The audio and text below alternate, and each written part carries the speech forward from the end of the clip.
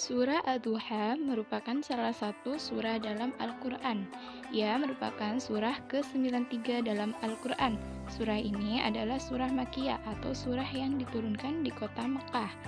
Surah Ad-Duha memiliki arti waktu pagi, yang berarti waktu ketika matahari naik sepenggal. Nama surah ini diambil dari ayat pertama dari surahnya yang berbunyi Wad-Duha. Membaca surah Ad-Duha. Bismillahirrahmanirrahim. Wad-duha wal-laili idza saja. Ma wadda'aka rabbuka wa ma qala.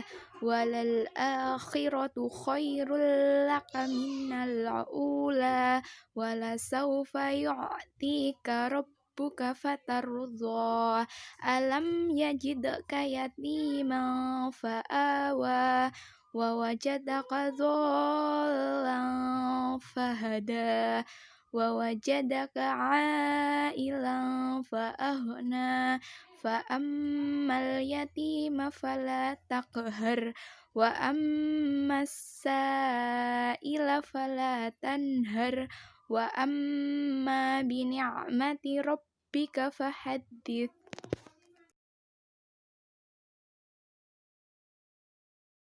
Mufradat surah Al-Duha. Wad-duha, demi waktu duha. Wal-laili, dan demi malam.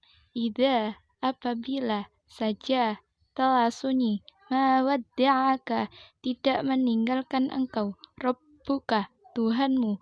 Wa ma qala, dan tidak membenci.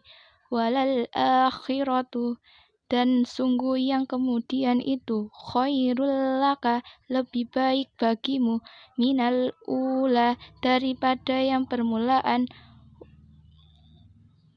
wasaufa, dan sungguh akan yajidka, dia mendapatimu, yatiman, sebagai orang yatim, fa'awa, dia melindungimu, wa wajadaka, dan dia mendapatimu, dolan, sebagai seorang yang bingung, fahada, lalu dia memberi petunjuk, ailan, sebagai seorang yang kekurangan, fa'aghna, lalu dia memberi kecukupan, fa'amma, maka terhadap fala taqhar, janganlah engkau berlaku sewenang-wenang, as-sa'ila, orang yang meminta-minta, yu'tika, memberimu, fatarudha, engkau menjadi puas, alam, bukankah, fala tanhar, janganlah engkau menghardik, bini'mati, dengan nikmat, fahadits, hendaklah engkau nyatakan. Terjemahan surah Ad-Duha dengan menyebut nama Allah yang Maha Pengasih lagi Maha Penyayang. Demi waktu duha ketika matahari naik sepenggalan, dan demi malam apabila telah sunyi, Tuhanmu tidak meninggalkan engkau Muhammad dan tidak pula membencimu, dan sungguh yang kemudian itu lebih baik bagimu daripada yang permulaan, dan sungguh kelak Tuhanmu pasti memberikan karunia-Nya kepadamu hingga engkau menjadi puas. Bukankah dia mendapatimu sebagai seorang yatim, lalu dia mendapatimu, dan dia mendapatimu sebagai seorang yang bingung, lalu dia memberikan petunjuk, dan dia mendapatimu sebagai seorang yang kekurangan, lalu dia memberikan kecukupan. Maka terhadap anak yatim janganlah engkau berlaku sewenang-wenang, dan terhadap orang yang meminta-minta janganlah engkau menghardiknya, dan terhadap nikmat Tuhanmu hendaklah engkau menyatakan dengan bersyukur. Isi kandungan surah Ad-Duha ayat 1-2, Allah Subhanahu wa Ta'ala bersumpah menggunakan dua waktu, yaitu waktu duha dan waktu malam. Waktu duha yakni waktu matahari sepenggalah naik. Waktu pagi hari merupakan aktivitas waktu yang sangat sejuk, badan masih segar bugar karena habis bangun tidur. Pagi hari merupakan waktu di mana manusia mulai beraktivitas.